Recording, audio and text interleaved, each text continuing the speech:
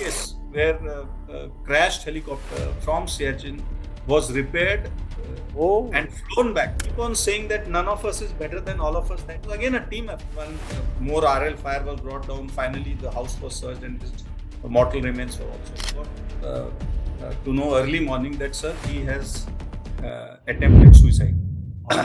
मैं अपनी यूनिट में कहता था हर प्रॉब्लम का हल है, प्रॉब्लम बता के तो देखो. मतलब राजेश ये लो AK-47, लेकिन मैं बोलूँ अगर एक बार और कोशिश करेगा ना, ऊपर वाले ने तेरे को लंबी उम्र दी है, लेकिन इस बार तो बिल्कुल माफ कर दिया ऊपर वाले ने. इस बार कोशिश करेगा तो टूट भी लगेगा, मरेगा भी नहीं, जिएगा. Good evening ladies and gentleman. आज फिर हम एक और ऐसे वॉरियर के साथ हैं जो जिनके कारनामे यदि आप सुनेंगे तो आप खुद ही जान जाएंगे कि कितने विचित्र कारनामे हैं. सबसे पहले तो ये NDA से इन्होंने अपनी शुरुआत की और उसके बाद में IMA से पास आउट हुए और IMA से पास आउट होने के बाद में इन्होंने इन्फेंट्री एक बटालियन को ज्वाइन किया और उसके बाद में इन्होंने पैरा स्पेशल फोर्सेस के लिए ऑप्ट किया और वहाँ ये सेलेक्ट भी हो गए. और उसके बाद इन्होंने जो पहला ऑपरेशन, जो बड़ा ऑपरेशन देखा वो कारगिल का देखा, जिसमें बहुत अच्छा इन्होंने अचीवमेंट की. वो इनके मुंह से ही हम सुनेंगे, मैं बताऊंगा तो कोई बात नहीं है अभी. और इन्होंने इसके अलावा स्पेशल फोर्सेज में ऑपरेशंस किए, मणिपुर में किए, अपना राजस्थान में किए, J&K में ऑपरेशंस किए. बाद में ये UN में भी रहे और इन्होंने कुछ ऐसी एक्सरसाइज की एयरबोर्न अफ्रीका जिसमें कि ये विजयी होके आए, ये अपनी टीम को लेकर गए थे और वहाँ वर्ल्ड ओवर की जो 28 टीम आई उन सबको पराजित करके ये विजयी होके आए. तो इस तरीके से इन्होंने ऐसे बहुत सारे अचीवमेंट्स हैं. तो इससे ज़्यादा कि मैं डिटेल में बताऊं, हम वेलकम करते हैं अपने आज के गेस्ट ब्रिगेडियर AS रानाडे, विशिष्ट सेवा मेडल, जो सेवानिवृत्त हैं. So Brigadier Ranade, welcome to the show, which I call it a win life like a warrior, and you are a true warrior. Good evening, sir. Firstly, thank you for giving me this opportunity to be part of your show. And secondly, thank you very much for having said such wonderful words about me.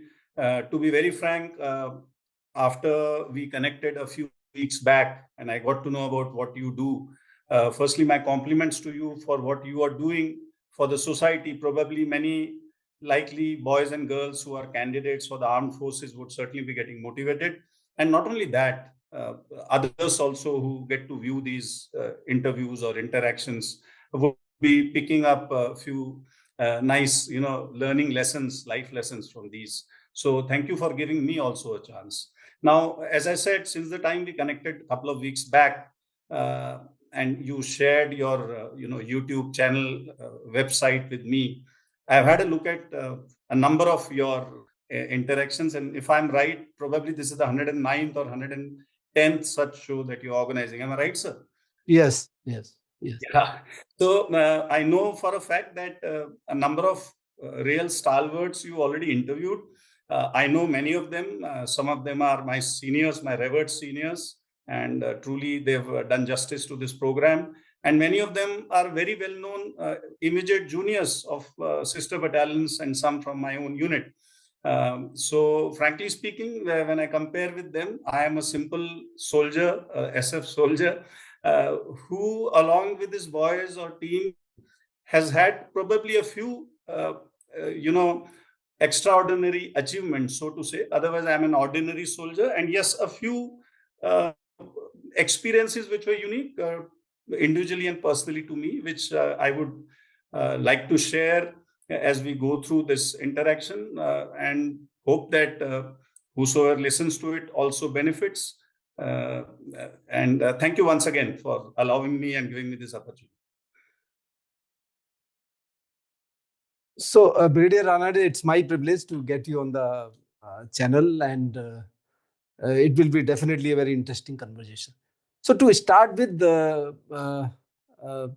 Ranade, I can see that कि आप एक बड़ी ही soldiering family से आते हैं, आपके father BSF में थे और आप वहाँ से प्रेरणा लेके एनडीए ज्वाइन किया और एनडीए के बाद में आईएमए, और दोनों ही जगह आप कंपनी सार्जेंट मेजर, सीएसएम जिसे बोलते हैं, जिसका डिसिप्लिन की जिम्मेवारी होती है।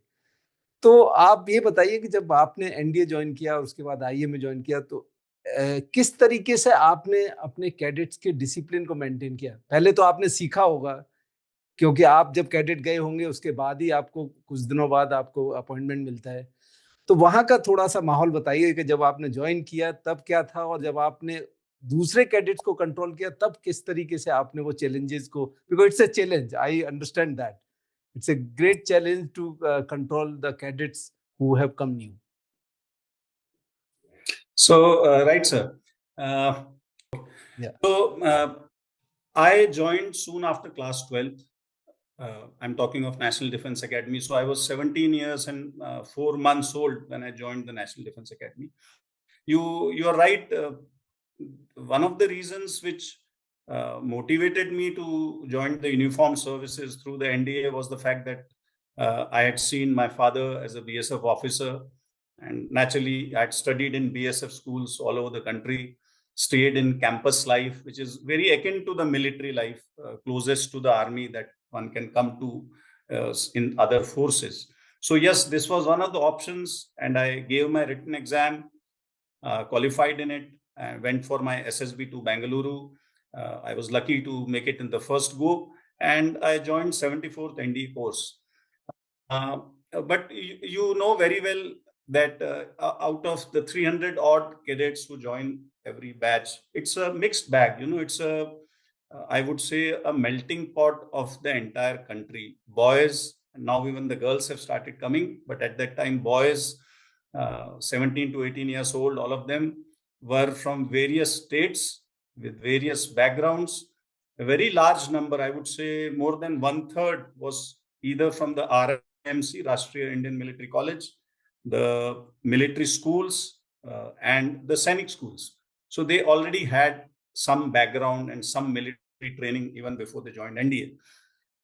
Some of us, a much smaller percentage, had background similar to me or the armed forces, parents being in uniformed services, but did not have the military schooling or RIMC kind of a background, but probably had a little bit of good luck with getting a chance to play some games and sports in those nice campuses, or the schools were like that. So I was one of them who had at least got a chance to play some sports. And then a very large number who came from various schools and they had not got any opportunity and were not introduced to the physical fitness part of National Defense Academy training. So what happens in India is, when you start at the beginning, there's a huge gap between those who come from these military training background schools like RIMC, military schools and Sainik schools, and the others who do not. So there's a huge gap, but the training is so designed or so structured that by the time you finish your 6th term at NDA and then later go on to your next academies like the IMA for the 7th and 8th term, or the 1st and 2nd term of IMA, this gap has to gradually reduce. Not that the Rimkolians or the military school cadets or the Sainik school cadets are not improving their standards. They too are improving their standards by, I would say, leaps and bounds. But probably in their case, the margin of improvement, the threshold, they're already at a particular takeoff level. They have that benefit. The others don't have. So I would say I also caught up with those cadets with that kind of a background. And 4th term onwards, I was a appointment in 4th term, in 5th term. In 6th term at NDA, to begin with, I was not an appointment, but because my coursemate, Cadet Sergeant Major of our squadron, got debanded because he was giving some harsh punishment to a junior. And you know, one of those unfortunate days where the deputy commandant landed up in the squadron and he saw it. So a very competent gentleman is still serving. So he had to hand over his band to somebody. So I was lucky for the last 2.5 months, which I was a cadet sergeant major. And yes, at IMA, I was a cadet sergeant major regular in my 3rd term. I was not the second one. Nobody got demanded.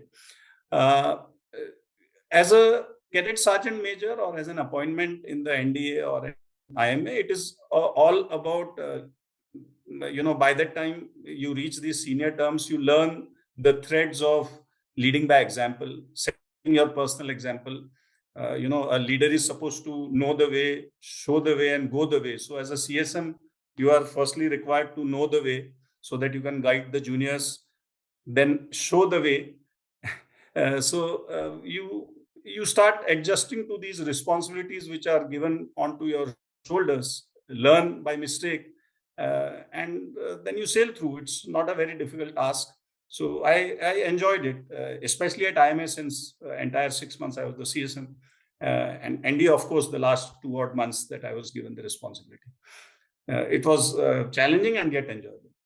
Any incident which you can't forget, whether at NDA or IMA? NDA, I will tell you about my own, improvement. As I was saying, that huge gap exists. You, sir, may be aware that during those days, the first term cadets were kept in NDA wing Ghorpadi, and we used to graduate to second term and then move on to the main academy at Khadakwasla. Nowadays, it is not so. Up to first term se aap main academy mein rehte hain. But at that point in time, probably the so-called ragging had gone beyond the threshold. So for a few years, the first termers were kept separately away from the seniors, so that they, get hold of some bit of military training before they are, put in front of the seniors. So that is how we all were at that point in time. About 7 or 8 years, I think it continued. So when I landed up in second term, you are aware that academies have cross country as the first event, and cross country is a very demanding event. But due to some medical illness, right in the first week, I had to get admitted in the command hospital. Oh. And for about 10 days, I was admitted, and then came back absolutely shape one. The medical illness was over in about 8 or 9 days of admission. But 8 or 9 days of admission takes a toll, you would know. And the day I landed up, that very day in the afternoon, was the first major cross-country practice. So I had already lost out on these 12 odd days. And the squadron, my golf squadron, did the practice at 4 o'clock in the afternoon. The sun was harsh. And I still remember I was the squadron full stop that day, a straggler, so to say. And the gap between me and the cadet ahead of me was more than 400 meters. And this was my first full route in NDA, and I could complete it because there were some other squadrons also which were practicing, and I could make out where to go because there was no golf squadron color shirt that I could even spot. The cadets were so far ahead of me. I managed to stutter in to the golf squadron fall-in. I remember, since it was a practice being organized by the squadron commander, when the CSM gave him the report, he specifically asked about this weak cadet. He said, I see this cadet Ranade, new second term, is very weak. I hope he's able to pull up, in the few weeks of training, which is preparation, which is left. And CSM said, sir, not to worry.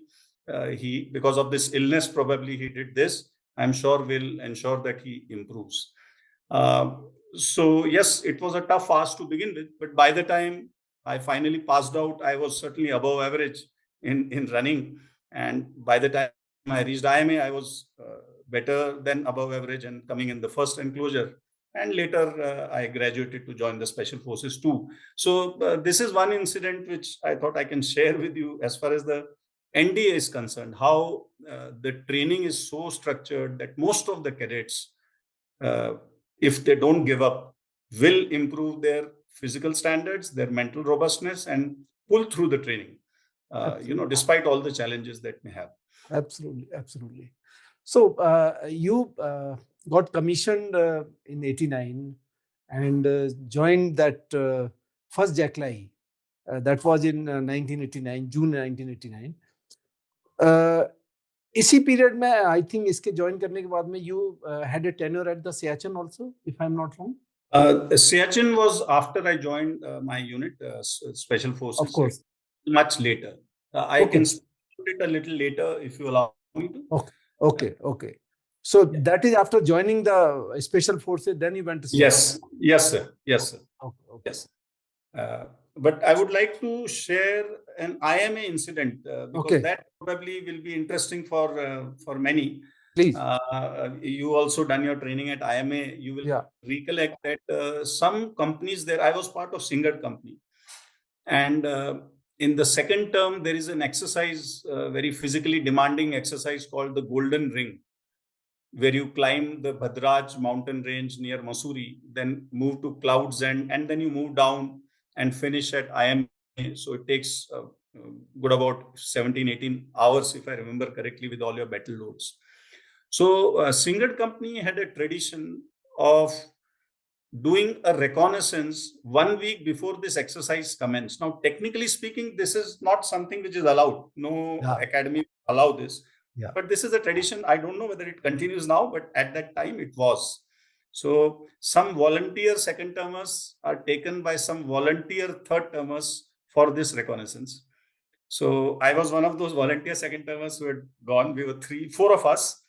We did a recce on a Sunday with some 3 seniors of ours. And during this recce, sir, what you do markings on those trees that this is the route we will take to climb Bhadraj and then move astride the saddle, astride that huge mountain spur to Clouds End, and then this is how we'll move down. So having seen that during day, when the actual event takes place a week or 10 days later at night, you are mentally prepared and oriented. So I was one of them from my company. So when this event actually happened, we had done the recce, we had done some markings on these trees. And you won't believe it, we were coincidentally the last company to start from the start point, because there is a sequence and it's a draw of lots. Anybody can be first. So we were last. And by the time we reached Clouds End, we had overtaken 4 companies. And overtaking a company is difficult. The gaps are about 10 minutes each. So there was so much of enthusiasm amongst this group of cadets from Singat company, 84 regular. And probably the recce also helped. So by the time we reached Clouds End, we were riding on the pig's back that ab to ye competition to humne jeet liya hai. We were kind of overconfident, and the DSs were surprised that excellent show, Singat company, you overtaken 4 companies. What are you doing? Let's hope you maintain the lead. And we were like, yes, absolutely, sir, we will do it. Now, while coming down the Clouds End, again, there was a rush, that josh, that enthusiasm which many of us have. And we knew that success is just around the corner, victory is around the corner. We had a small break because, the body tires down. It was a pitch dark night, we said, and, group of 30 to 40 gentlemen cadets, you have to shout to coordinate things. Ki, bas 5 rest karenge, nap lena hai to le lo, and then we move on. We'll not waste any time. Be careful, don't leave any cadet behind. Keep the head count, keep track of who's next to you. 5 minutes, 7 minutes, शायद 10 minute break लिया होगा, and then we got up, got hold of ourselves and said, let's move to the next designated point, which was at the base of Clouds End. We moved. We thought everybody has moved with us. We did a head count also. Probably there was an error, and we reached the Clouds End base. And that is the time when dawn breaks normally. The entire night, 12 hours are already gone. And there, when we gave the report to the directing staff, you'll be surprised, out of 40 odd cadets, 1 cadet was missing. 1 gentleman cadet was missing. And should I say, all hell broke loose. We didn't know what has hit us. Right. So, as I said, when we reached the Clouds End and gave the report to the directing staff, we were shattered to know that there was 1 cadet missing. So our head count had gone wrong when we started our downhill run down the Clouds End slope to whichever village that is at the base. And by now we knew who the gentleman cadet was, because naturally 1 individual was missing. Our company was stopped there and then. A lot of radio set communication started between the directing staff, who were getting in touch with each other, that has anybody seen Cadet X who's missing from the Singat company group. So nobody was aware of it. We were waiting what will happen. Amongst us, we were discussing that we are ready to go up the hill and look for our comrade. And then came our directing staff, platoon commander, then Captain N.S. Rao from the artillery. He retired as a Major General. He said, guys, I want volunteers to climb up. We have to go and search for cadet GCX. I'll not name the GC, so I'll call him GCX. 4 of us volunteered in before the blink of the eyelid.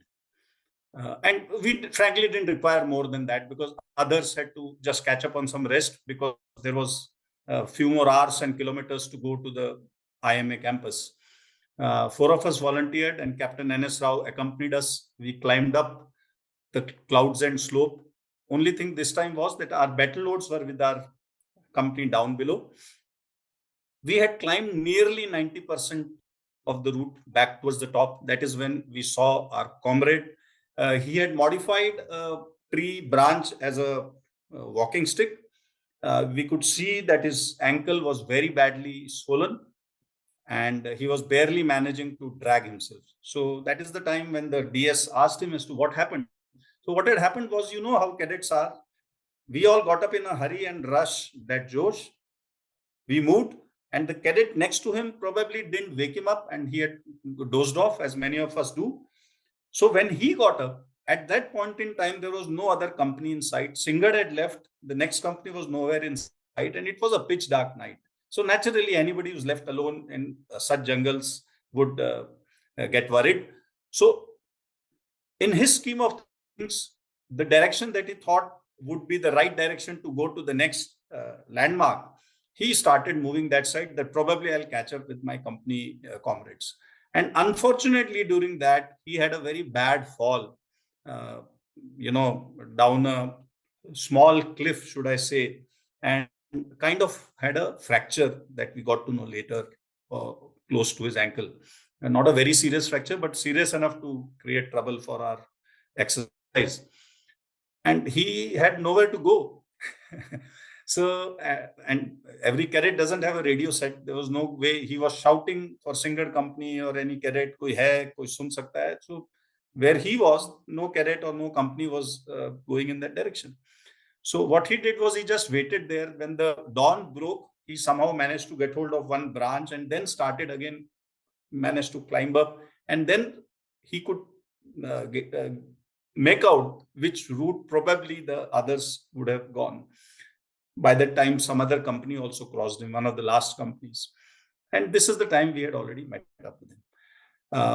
Now, the next challenge was to carry him and his battle loads down the same hill and walk down a couple of hours of treacherous walk. What I remember distinctly is other than the 4 GC volunteers, it was our platoon commander who also shared the load. So we were doing fireman lift, we were doing piggyback for cadet X. Somebody would carry his weapons, somebody would carry his haversack. And Captain Rao realized that these cadets are already tired and probably I also need to chip in, and he would do that. Imagine what kind of a motivation Captain Rao would have been for us. And luckily we brought him down. It was none of his mistake. I would say it was a collective mistake of our company that we left him and didn't wake him up. In fact, he did a good job by not panicking and still managing to get up on the main ridge so that our finding him becomes easy. From that point on, he was put and sent back to the academy since DSS could make out that he's hurt himself badly. We were asked to go back walking to the IMA. We had missed the target of the last cutoff time to reach Indian Military Academy. We were last. All other companies had better timing. But believe me, sir, what is interesting is normally in IMA, when such a thing happens, the entire company is sent for a rerun or a reroute, a re-exercise, you may call it anything. But the then commandant said that this company has shown excellent camaraderie. They've set an example of all for one, one for all. I overlooked this small error of theirs because probably they didn't realize कि जोश के साथ होश भी होना चाहिए. And I give them a pat on their back. and they will not be made to do the golden ring again. But yes, we didn't earn any points and we stood last in this event. What I'm trying to do is we got a practical chance to learn about camaraderie, about not leaving your buddy behind, about being all for one. We were all for that one cadet, or one for all, because he was also looking for us, because he knew that that is where he has to reach. So this is something which is there with all of us, and we'll carry it with us all through our lives. ऐसी जो घटनाएं होती हैं वो आप कभी भूल नहीं सकते हो, कभी नहीं भूल, बिकॉज ऐसी बातों से ही आप सीखते हो कि क्या सोल्जरिंग है, क्या कॉमरेडरी है, क्या टीम स्पिरिट है. All these things can not be taught by classroom teachings. Absolutely sir. So brigadier Ranade, ये आपने तो इन्फेंट्री बटालियन ज्वाइन किया, उसके बाद में ये पैरा स्पेशल फोर्सेस में जाने का भूत कैसे चढ़ा और कहाँ से स्विच ओवर किया? अच्छा, तो सर ऐसा है, as I said, by the time I reached my 8th term in NDA, 4 years of training, I had reasonably narrowed that gap between the cadets who had that military training background and which I probably did not have, and in fact gone ahead of some of them, if not many of them. When I joined NDA, I was 54 kgs and I was maybe 6 feet. By the time I passed out, I was 74 kgs and 6 feet 1 inches. So probably on an average, I was gaining 2.5 kgs per term. So, which is the other way around. People lose the weight. Sir, I'll say it like this, that the boys who join slightly on the skinnier side, they tend to gain weight. Maybe they tend to gain some muscle also, and the boys who are heavier, they tend to lose. Yeah. I was one of those skinny ones, so naturally I became fitter, and when I passed out, I was a lithe, 74 kg tall, 6 foot 1, second lieutenant at that point in time. So by that time, I had got a lot of interest in adventure activities, etc. In fact, had there been a para hike at that time in NDA or IMA, I would have volunteered for it, but there was none. That there were times when parachute hike used to happen from NDA and IMA. It was not happening at that time. But high altitude warfare school Gulmarg hike happened when I was in second term at IMA. This was the only real so-called adventure outing which one was getting, other than the routine training, which is full of adventure as it is. So I had gone for this. I had a wonderful experience, peak winters of Gulmarg and 3 weeks of learning, skiing, etc. So I had that mindset of doing something different. But yes, from IMA, I opted only for infantry because infantry was the so-called toughest arm to serve in, and very proud to be an infantier. But at the same time, I had an attraction for Maroon Beret, but did not have the kind of exposure, because in our battalion or company, we didn't have instructors from the parachute regiment. Other battalions had. So when I did my VIOs and did my commando course and interacted with some of my friends who were already part of the special forces and Maroon Beret, by that time I had made up my mind that I am capable of and interested in doing in the Indian Army something more than the infantry, and that something more for an infantier, one step up, is the special forces. So by the time I finished my commando course, it was about 1 year, 8 months of service. I volunteered, and within 3 months of time, I got my posting order, and little short of 2 years of my service, I was in 10 para doing my probation. So I was very lucky. My commanding officer of that time in 1st Jackalai, Colonel S.R. Sawant, in fact, he's settled in Pune. He was a very forward-looking gentleman, a true soldier, colonel, should I say.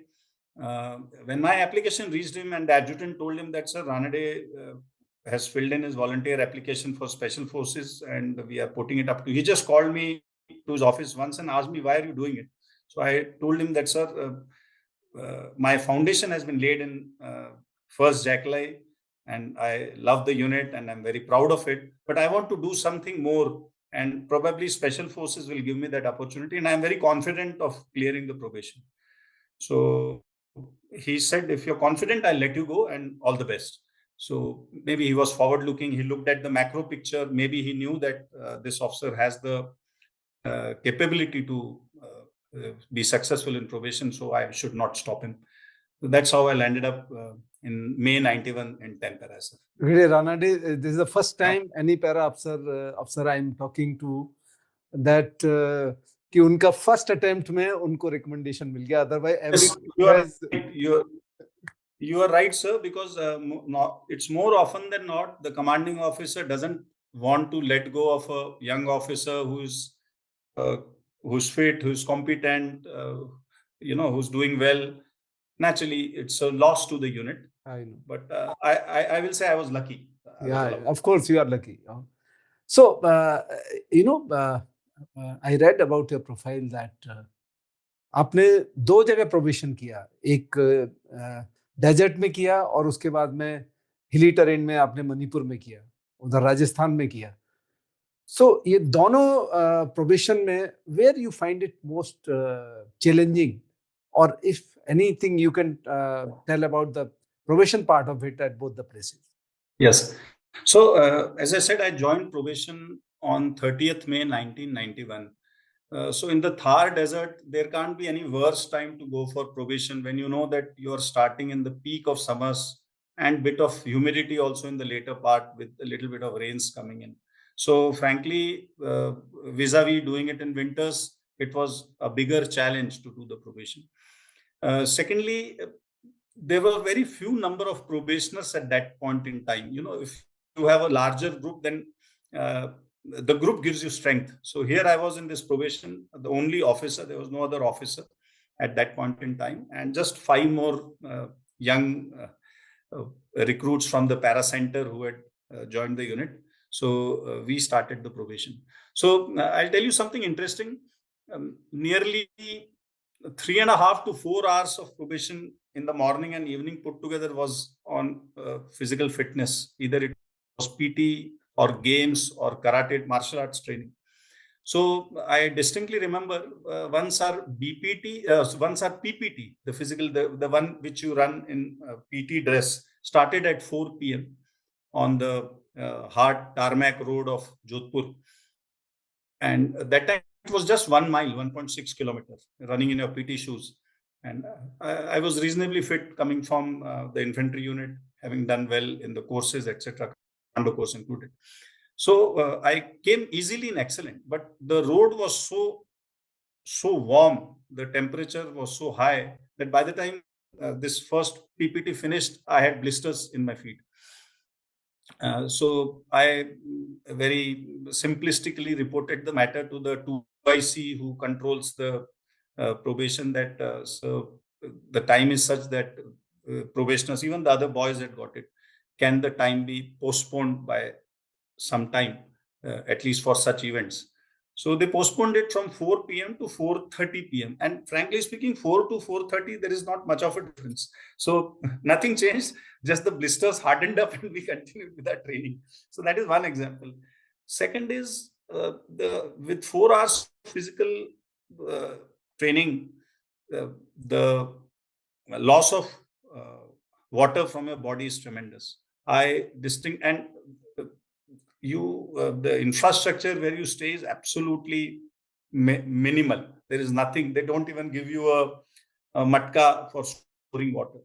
So bucket में मैं 18 liters की bucket में पानी भरता था sir, और एक दिन में मैं 18 से 20 लीटर पानी पीने में consume कर लेता था. I distinctly remember, but probably that kept me going because one never felt dehydrated.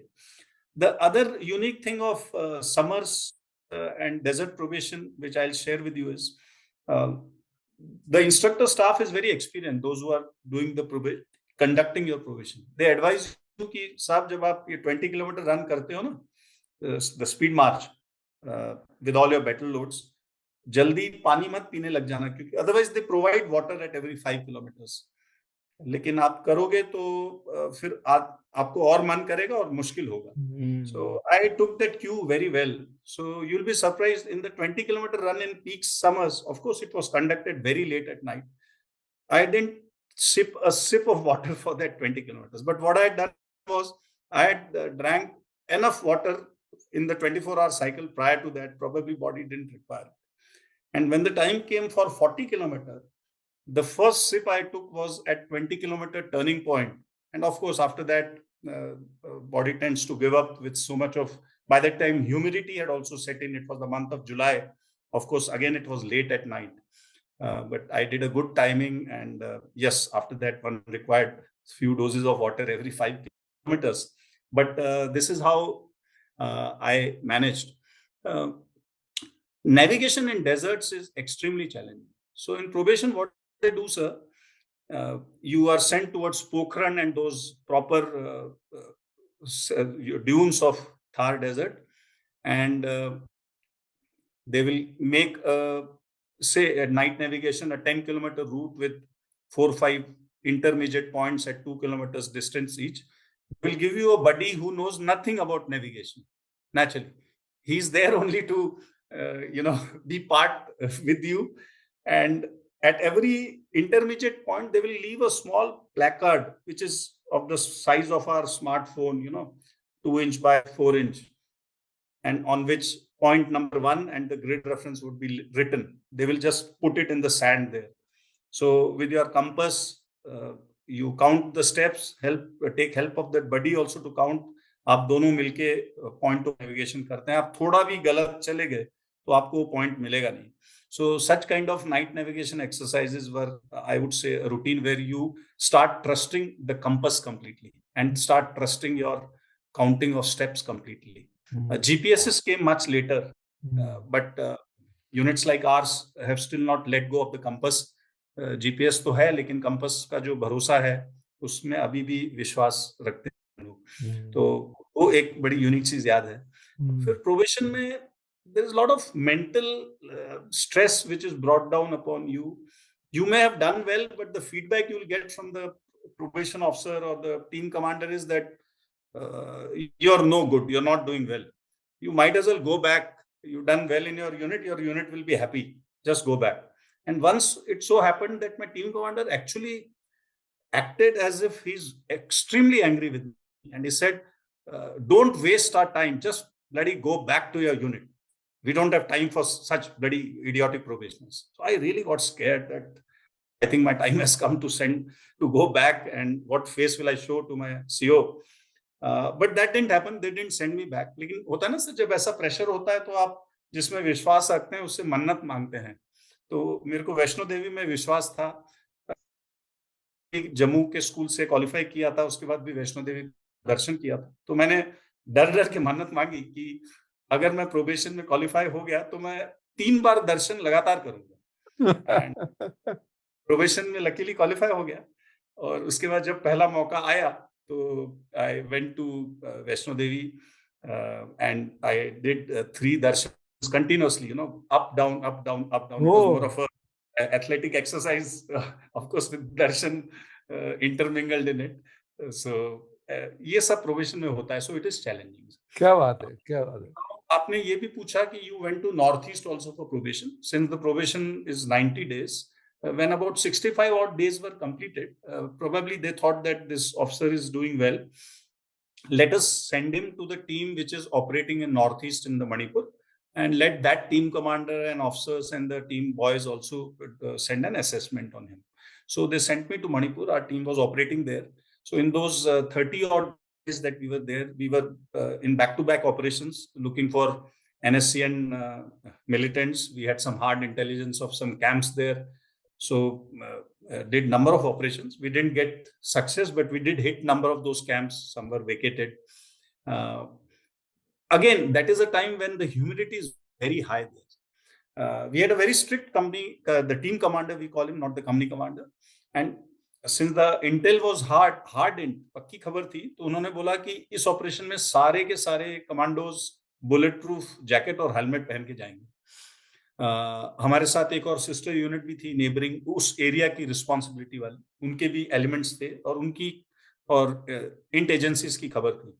So the walk itself to that camp about 10 odd hours again in pitch dark night to maintain surprise. We reached there by first light, and then we hit the camp all right.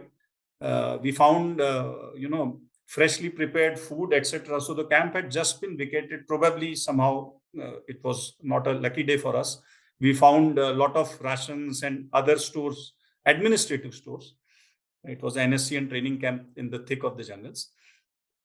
So that operation was called off. And then we were de-inducting. So during our de-induction, because of this high humidity and the fact that this team was newly inducted there, while they were used to the deserts and to Jammu and Kashmir kind of operation, but they were still new to the heat and humidity and jungles of Manipur. So during our de-induction, and it also started raining and there was mud, you'll be surprised, we had about 5 odd individuals who were completely dehydrated. Now imagine them wearing this heavy bulletproof jackets with all the bulletproof plates, new in that area, very long walk in and walk out from the target area. So again, during this particular operation, I did a very good job by, as a youngster, I had no problems of dehydration, and in putting some of these soldiers the intravenous saline and getting them evacuated because they required medical help. That was their condition. Who was the team commander? Team commander was one Major Nirbhay Marwa. Okay. Later retired as a colonel. And we came out absolutely fine. And a few weeks later, by the time actually it was 100 days plus, CEO was on a visit and he gave me my maroon beret that you made it and welcome to the Special Forces. Okay. So that's how the probation ended, sir. Okay. So Manipur probation was full of operations, basically. It was basically, I was going along with them, part of operations. I was given responsibilities. I was asked to conduct some briefings for my troop, a small body of troops. The team commander and others would observe, play games with them in between breaks when there was a break in operation and we are back at our base. So probation, they try to see a holistic, they take a holistic view of you as to how are you overall, will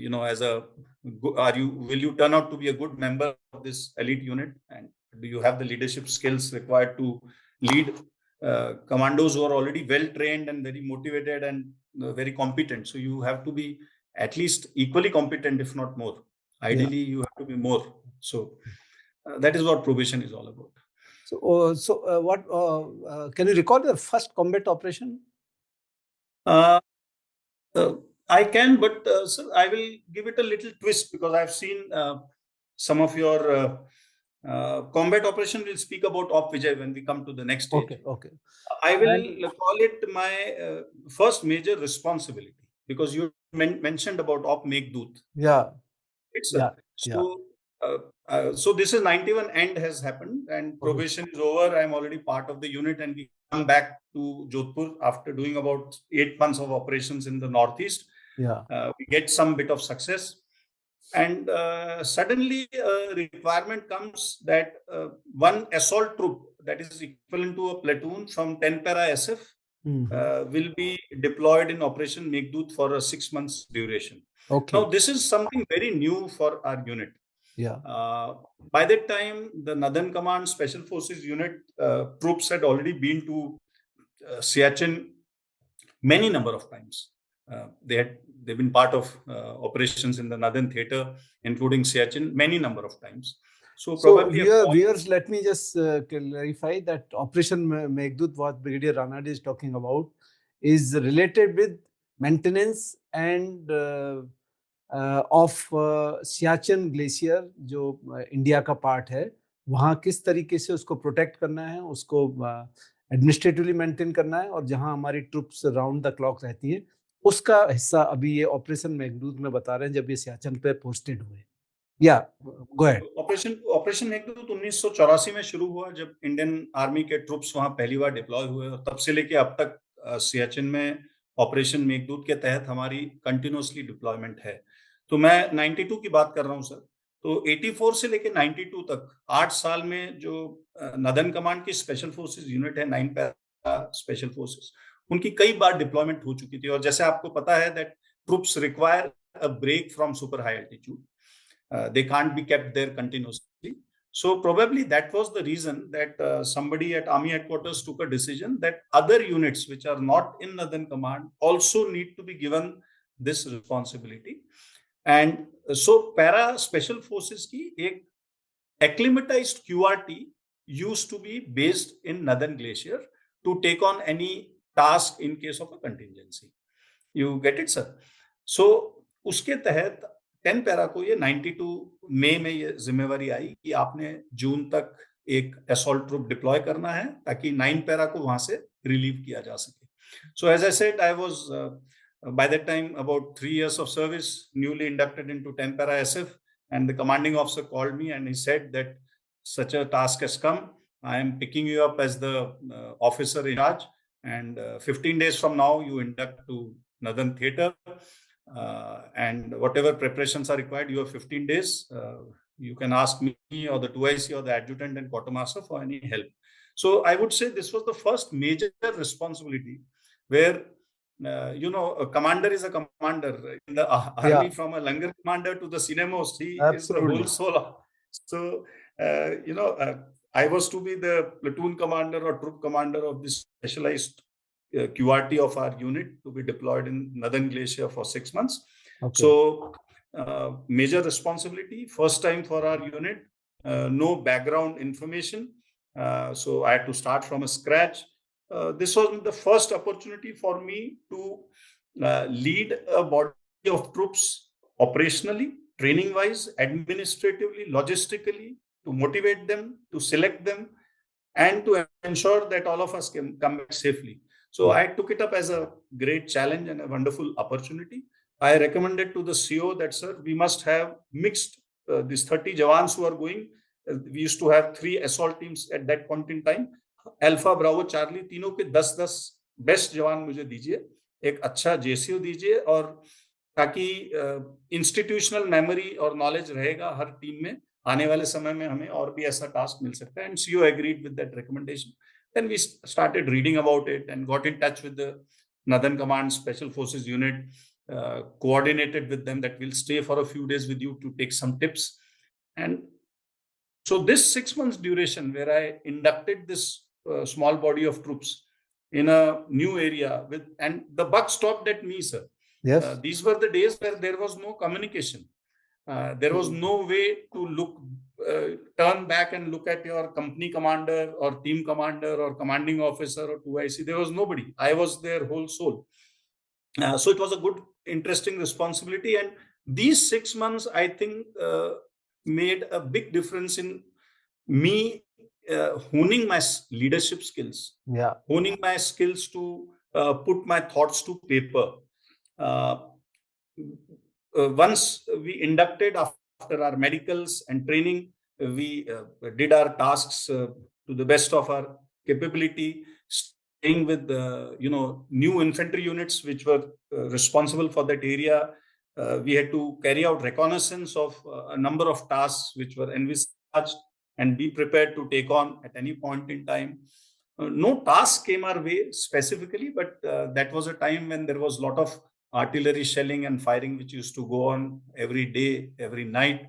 So it was a good battle inoculation for me for those 6 months. Commanding officer at that time his style was to give a task to an officer and then let him do it the way he thinks best it can be done, because he had complete faith in us. He had given me no specific directions as to how does he want a feedback in these 6 months. So I devised my own styles. I decided that every week I will write a kind of a situation report covering all aspects.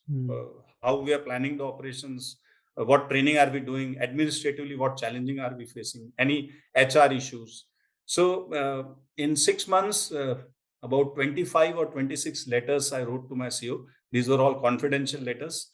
I took this job so seriously that the unit maintained a file of these letters for many, many years to come. And this were shown as an example to the junior officers that this is how you document things. This is how you put your thoughts to paper, be it operational recce, be it training report, be it any logistic feedback.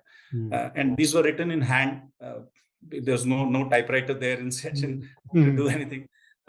So it felt nice that I devised my own way to create a kind of a repository of knowledge of Siachen for my unit to utilize it in future. But coincidentally, this responsibility after that never came to us.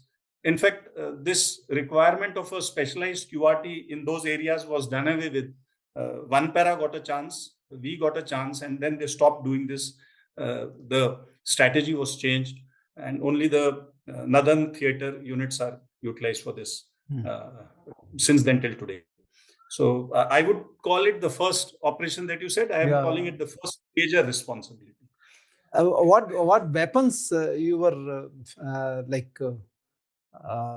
fan of in Para Special Forces? What was the weapon, your favorite weapon? Nowadays, very modern weapons have come. At that point in time, it was a variant of AK-47. Okay. It was called the Victor Zulu 58, VZ-58. It was a Czechoslovakian version. Very good weapon, very reliable weapon. So that was the personal weapon which we used. But we also had a pool of specialized weapons like snipers, Uzis, etc. We did have. Any incident of Siachen, if you can recall, which you can't forget, means? Okay, so like I said, we were tasked to do a number of recce's, reconnaissance for likely contingencies against our adversary. So we did that, but at that point in time, no task came. So nothing to speak on that front. In terms of artillery shelling and small arms fire, it was an everyday affair. So we learned how to ensure that we don't suffer casualties, how not to expose ourselves to observed enemy fire, be it indirect or direct. We continued to do our training, and many times doing our training, we did long movements from place A to place B. So one such example I'll tell you, it had snowed very, very heavily for nearly a week. And then the skies opened up, and we were to move from place A to place B, which normally takes about, say, 6 hours of walk in a clear daylight on a beaten route, not in soft snow. And normally you would know that in high altitude, especially in Siachen, to beat the route, small patrols are sent from both sides.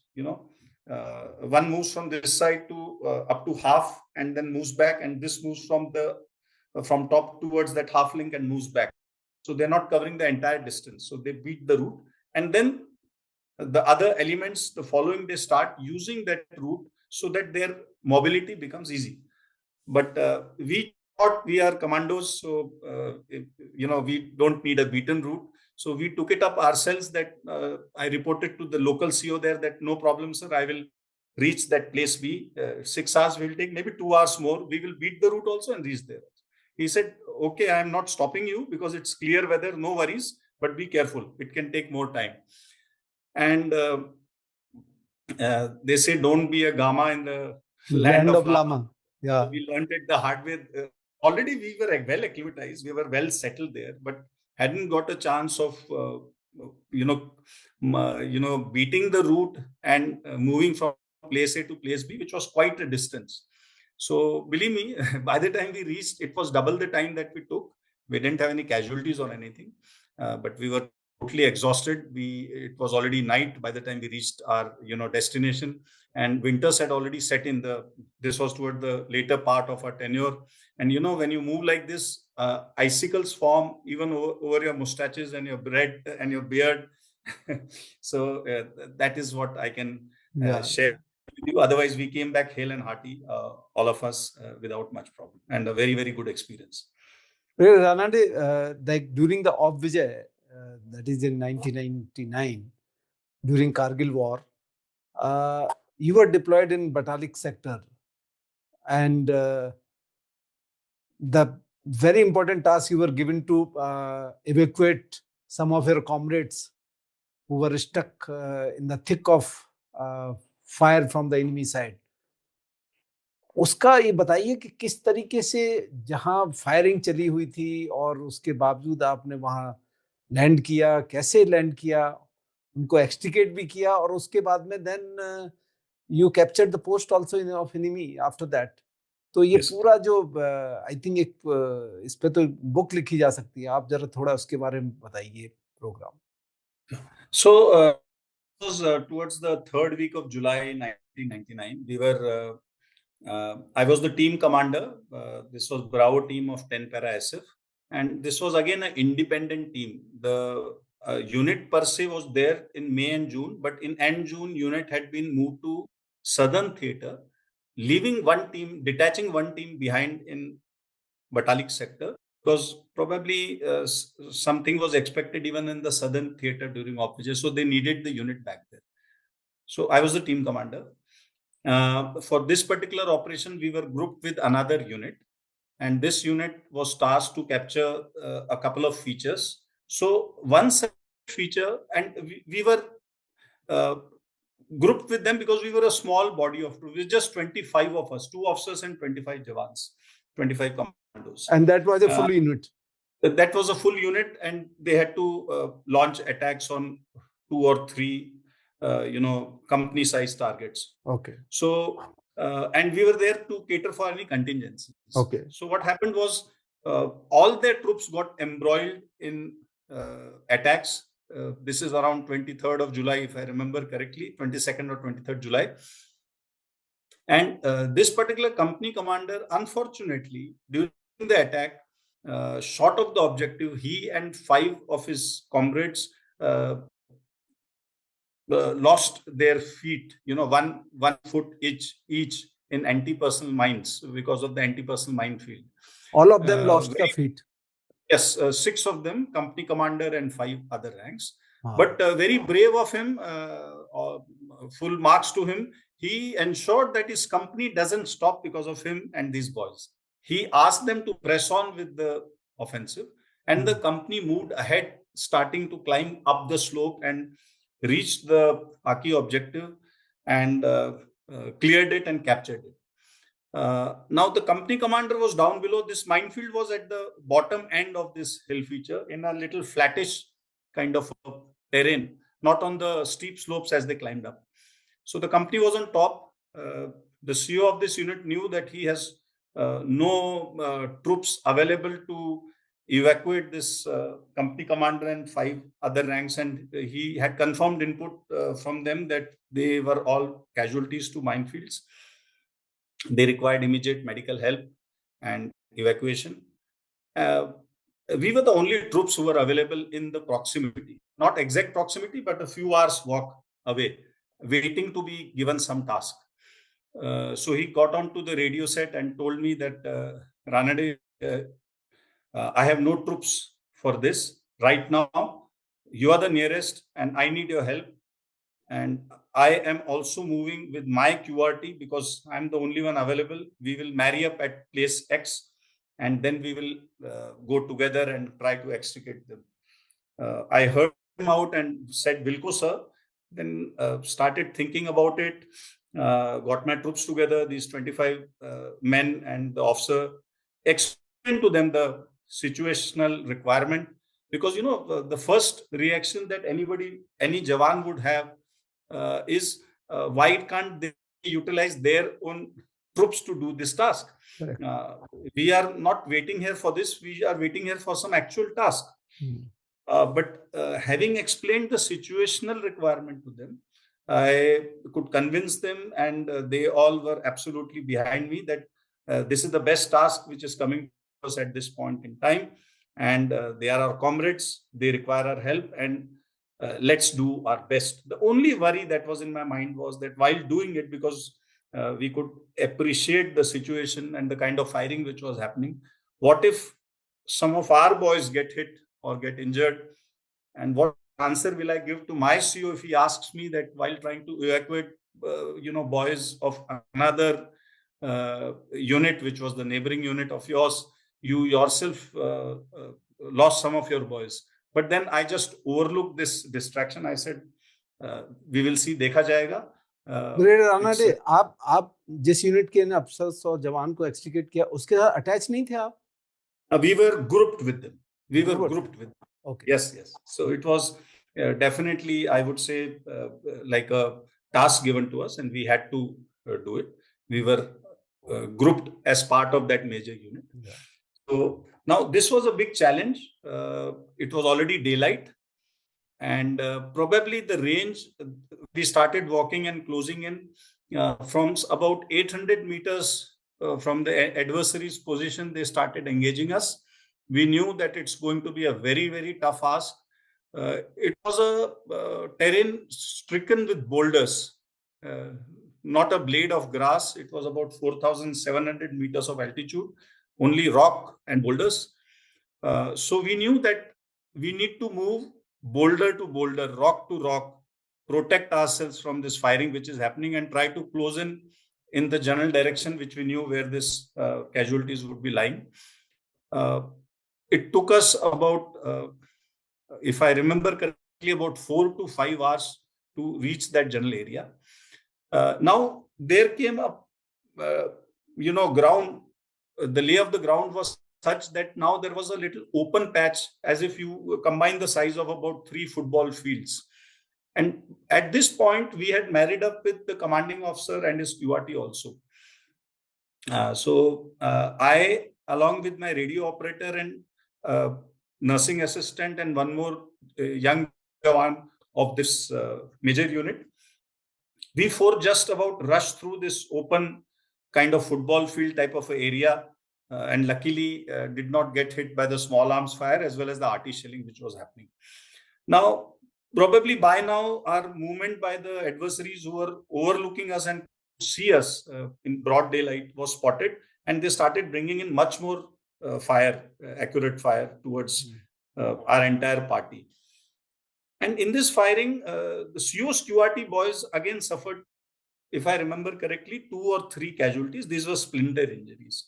Oh. So a decision was taken that luckily me, my radio operator, and we had a nursing assistant with all the requisite, first aid and battlefield resuscitation equipment, that we will go ahead and RV with the casualties and administer the first aid, and let the others wait here till it gets dark, because it was becoming too risky and we would have had more casualties. So we communicated on radio set. I told the commanding officer that, so we will press on. We at least have boulders to probably protect us. You guys stay put here. And that is what happened. We reached.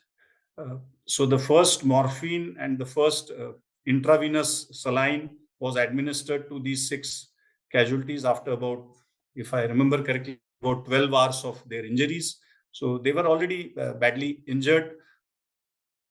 Willpower with them, so they could sustain, and they knew that somebody would come to their rescue. That point of all for one, one for all again comes to my mind. That IMA thing which I intentionally narrated again comes to my mind, sir.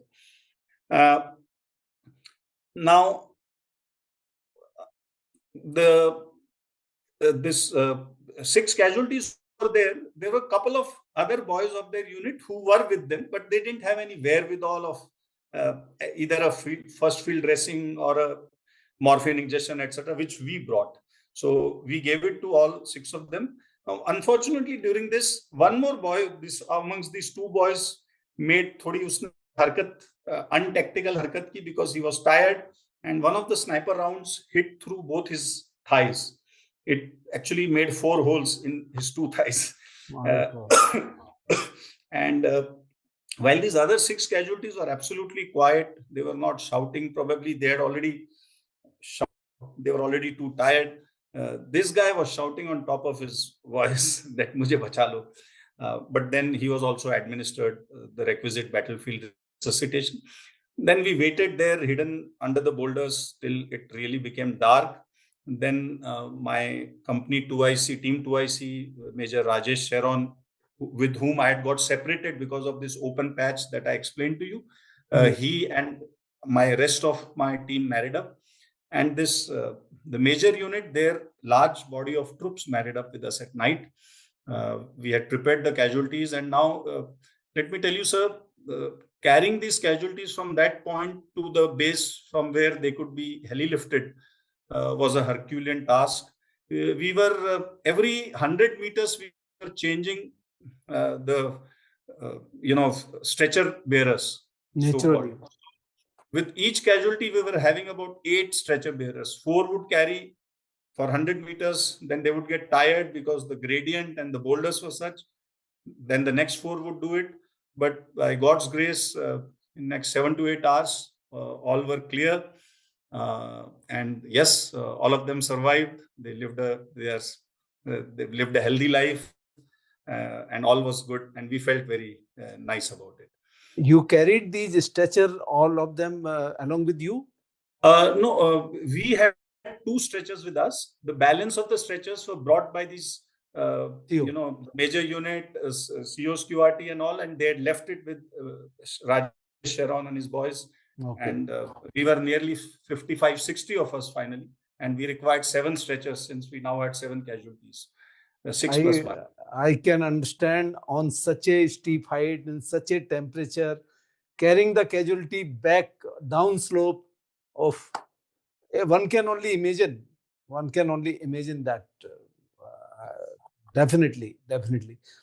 So, Brigadier Ranade, I'm sure you must be in touch with those guys still.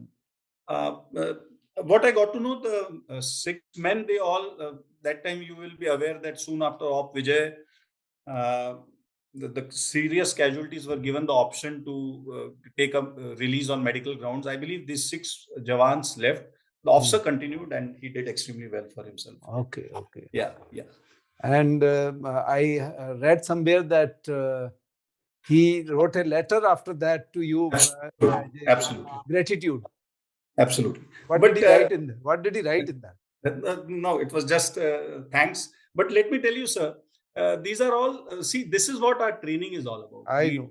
Knees and I am 100% sure anybody else in my shoes or our shoes would have done the same thing. Yeah. And or vice versa. Had I been the casualty and this officer been on the other side, he would have done the same thing. And, in this whole, I always say none of us is better than all of us. It was an all of us action. Yeah. Right from the commanding officer of that unit tasking me to do it, marrying up with our party to enforce our party, and then planning the whole thing, to our taking the initiative. The nursing assistant, what he did means, yes, I was lucky enough to be the leader of this whole pack. Yeah. That is it. It's a responsibility also. It's a privilege also. Yes. So I was lucky to get this opportunity. यहाँ एक चीज मुझे पूछना है कि you see, they were made casualty during the minefield, in the minefield, okay? And you also must have traversed through that minefield only. Absolutely. So how did you protect yourself? Yes. So what we had realized was that these were all very shallow anti-personnel mines, because it was mostly a rocky area. If you remember, I told you that these attacks of this unit happened at night in pitch, and again it was a pitch dark night. There was no good moon phase, so at night you can't make out if you are stepping on a mine. By the time we were closing into this area, it was already daylight. Yeah. We were absolutely careful, watching every step.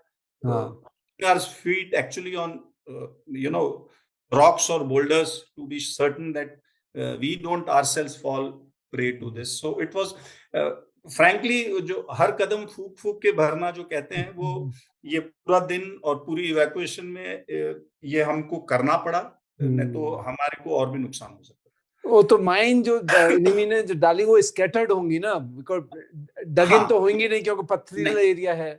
Absolutely, but these were those anti-personnel similar to our NMM14, very similar Chinese version. I don't recollect the name of it now.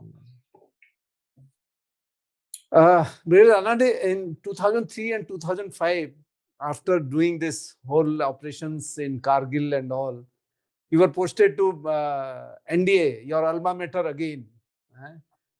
And I think there is no better feeling for anyone if you goes back to your school or your alma mater and that to a academy like a NDA. And you gone as a adjutant who is the overall responsible for the discipline of the entire academy, not one company. Or how was that feeling going back to the academy again? And how did you manage that rowdy cadets there?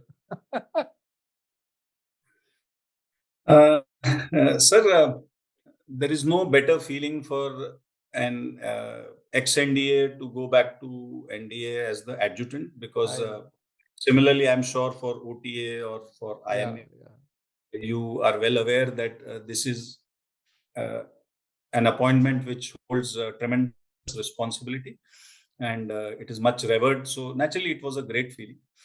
And it's a this is an appointment where all cadets look up to you as a role model. Of course, each and every appointment is looked up to, but here probably the entire academy has certain expectations from you.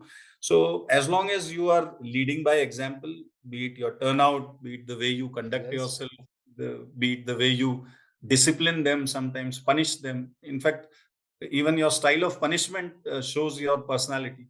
So it is fun. It's wonderful to interact with cadets, but it was a wonderful experience. And yes, I have a few stories to tell of those 2 years. If you please go ahead. By all means, we are here to listen those stories.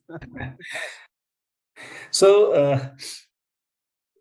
Sir, all of us, when we were juniors, our seniors would say that training during our times was very tough. Abhi to, they are sissies. They are no good.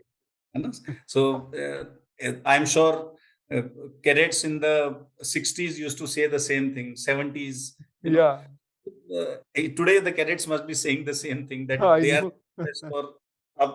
by the time they became seniors, training कमजोर हो गई है और अभी के cadet तो कमजोर है. Probably this is human psyche, I firmly believe that these institutes like NDA, IMA, they are much beyond, they are so well established, the traditions, the culture, the training methodology is so well entrenched that none of these things change. Changes are cosmetic. We grow up, we become senior, our perspective changes. We forget how we were when we were cadets. So when instructors go to academy, they get a chance to read their own dossier and their first pen picture that they wrote as a cadet. So I also read what I had written as a first termer. I realized when I was reading it, I think I was as big a dope as the first termer I see in the academy today. Nothing has changed. So during my tenure also, one would hear from some seniors who would visit, or from senior instructors, battalion commanders, or even sometimes the deputy commandant and commandant, that the training in yesteryears was tougher. So somehow I never believed in this theory. My theory was different, as I told you. So I said, how do I as an adjutant check it out as to has thing actually changed or it is the same? I believed it is the same, but I wanted some acid test, So I devised my own method, and I didn't tell this to anybody. What I did is, normally adjutant is expected to be on the horseback during the cross-country events. So any adjutant gets to see 4 terms, so 4 cross-country. So first term I was on the horseback with the cadets entire route, and so that is one way to display to the cadets your strength and your power and the authority that you wield. But this I'm talking of my second term, so I was already 6-7 months old. And by this time I had decided that academy cross country is the acid test of the academy's ethos, culture, guts, courage, josh, etc. etc. So horseback से नहीं पता लगेगा, इनका Part-1 के पता लगेगा. तो मैंने किसी से परमिशन नहीं लिया, बिकॉज मुझे पता था इस चीज का मैं कमांडेंट या डिप्टी से परमिशन लूंगा तो मना हो जाएगा. तो on the quiet I came in PT dress, and when the go happened, I told my horse guy कि मैं आज दौड़ने वाला हूँ, आप चुप रहना. I quietly ran the entire cross country. You know, sir, during running this cross country, I realized that nothing has changed. The same enthusiasm, the same josh, the same pain, the same despair, the same stragglers, the same, tremendous motivators, the same, those elixir which works to motivate, some abusive josh dena, which I will not like to speak here. Correct. अब वैसा ही था, सिर्फ फर्क क्या था, आज का cadet थोड़े सोफिस्टिकेटेड जूतों में और थोड़े सिंथेटिक अच्छे स्टाइलिश कपड़ों में दौड़ रहा था, और हम कॉटन के शॉर्ट्स में दौड़ते थे, कॉटन के शर्ट में, और our shoes were of that era. I know. But the route had changed, but the whole feel had not changed. Psych has not changed. Psych has not changed. Feel वैसा ही है, कोई अगर गिर गया तो उसको मदद करने जो उसके स्क्वाड्रन का कैडेट आ रहा है, वो अभी भी आ रहा है, और तब भी 60 साल पहले भी आता था, 30 साल पहले भी आता। And naturally I was 33 years of age. I was running with cadets who were 17, 18 and so much of practice, but I was considerably fit, so I had done bit of a practice. So I came in the 5th enclosure of cadets. Okay. Which is reasonably okay for my age at that point in time. But sir, वो दौड़ते हुए कभी जब cadet को realise हुआ कि ये तो एडजुटेंट कहाँ से आ गया, तो चाहे वो कितना भी कमजोर हो, कमजोर क्या होता है उस टाइम आप मैं ये पूछने ही वाला था कि आपको कैडेट्स ने पहचाना कि नहीं पहचाना? बिल्कुल, जहां मैं दौड़ रहा था they were all recognizing. So अगर if I was slightly better than somebody and just about trying to overtake, he would not let me. He would do his best कि ये मेरे से आगे ना निकल जाए. So that feeling was very nice. So I did this on the quiet. I didn't report this to anybody. Probably some of my seniors, like battalion commanders and deputy and may have noticed it. They didn't speak to me about it. I didn't speak. In my 3rd term, I again rode on the horseback.